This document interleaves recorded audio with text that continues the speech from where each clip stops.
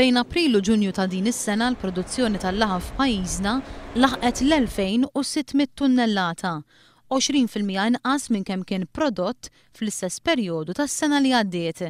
Dan ir-riżultat huwa dovut għal fatt li naqset il-produzzjoni tal-majjal u tat-tiġieġ, tnaqqis ta' 27% u kważi 14% rispettivament. Min-naħa l-oħra ġiet irreġistrata żieda marġinali fil-produzzjoni taċ-ċanga.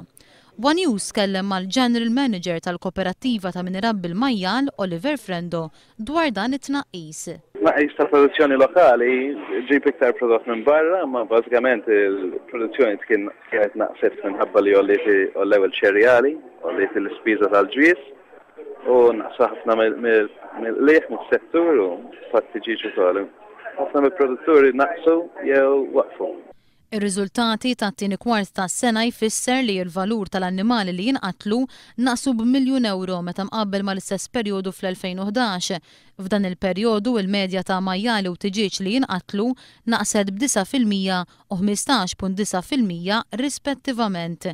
Il-produtturi tal-majjali li tkellmu ma' One News qed ibassru futur imwiar għall-industrija jekk il-gvern mhux ser jgħinhom kif wedhom qabel l-aħħar elezzjoni ġenerali.